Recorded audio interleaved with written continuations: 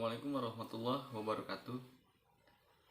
Kembali lagi bersama saya Nurdin, salah satu siswa Universitas Mataul Anwar Banten, Fakultas Ilmu Sosial dan Ilmu Politik, jurusan Ilmu Komunikasi.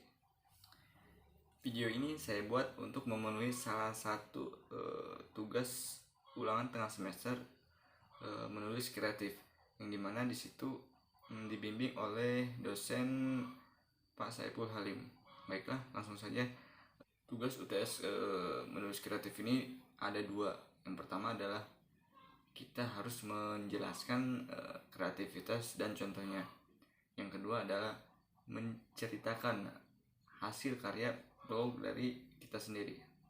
Baiklah, langsung saja kita masuk ke pertanyaan pertama. Kreativitas. Kreativitas adalah suatu pola tingkah laku seseorang yang aktif, memiliki keingintahuan yang besar yang tidak bisa diam dalam suatu hal tersebut. Dorongan untuk berkembang dalam dirinya sendiri sangat tinggi. Kreativitas sendiri merupakan sesuatu yang unik dan membutuhkan kecerdasan yang tinggi, kemampuan untuk menciptakan sesuatu yang baru. Jadi kita selaku makhluk sosial itu harus bisa menciptakan kreativitas. Kenapa? Karena di situ ya harus gitu. Kalau kita tidak punya kreativitas, ya kita tidak akan bisa menjadi apa-apa gitu. Dan seseorang yang ingin sukses harus mempunyai kreativitas atau ide gagasan yang muncul dalam dirinya sendiri. Tidak bisa kita berdiam diri saja. Kita harus mempunyai ide untuk kehidupan kita.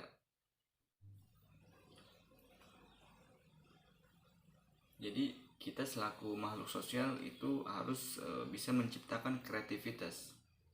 Kenapa? Karena di situ ya harus gitu. Kalau kita tidak punya kreativitas, ya kita tidak akan bisa menjadi apa-apa gitu.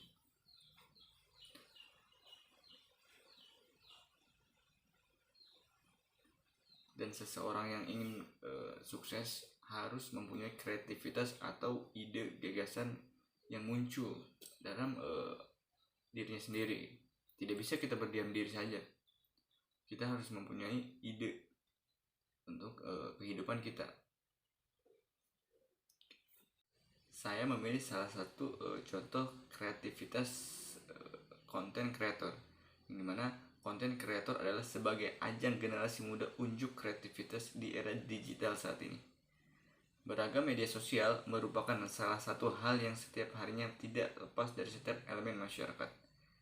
Di era serba digital saat ini, banyak muncul generasi muda yang menyalurkan ide kreativitas sebagai konten kreator, baik melalui media seperti YouTube, Instagram, Facebook, TikTok, maupun media lainnya.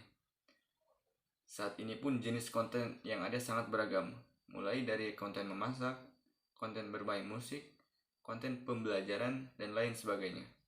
Hal tersebut menjadi sebuah ajang bagi generasi muda dalam mengasah ide kreativitas sebagai generasi muda yang produktif.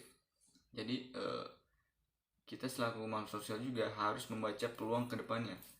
Gimana kita harus membaca di era digital ini? Kita harus mempunyai ide agar kita bisa berkembang buat ke depannya.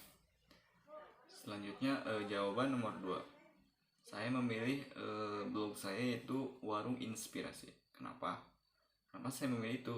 Karena disitulah di warung itulah saya menciptakan inspirasi yang timbul dalam pemikiran saya. Di warung tersebut juga ide, gagasan, kreativitas berkembang gitu. Entah saya kenapa tempat itu sangat terinspirasi bagi saya. Di situ juga saya bisa bertukar pikiran bersama teman-teman saya, sehingga ide kreativitas saya lebih jauh berkembang, bisa bertukar pemahaman dengan teman-teman saya. Di situ bukan hanya warung biasa, tetapi memang benar warung inspirasi yang bisa memunculkan ide-ide yang baru gitu. Mungkin di situ menjadi salah satu kenapa saya bisa sampai di sini gitu. Saya bercerita tentang warung situ karena ya disitulah ide-ide muncul. Mungkin lebih jelasnya teman-teman bisa mampir ke blog saya, bisa membaca blog warung inspirasi tersebut. Mungkin ini saja blog saya. Kalau ada kekurangan mohon dimaafkan. Semoga di masa pandemi ini kita dijauhkan dari virus dan didekatnya dengan yang serius. Assalamualaikum warahmatullahi wabarakatuh.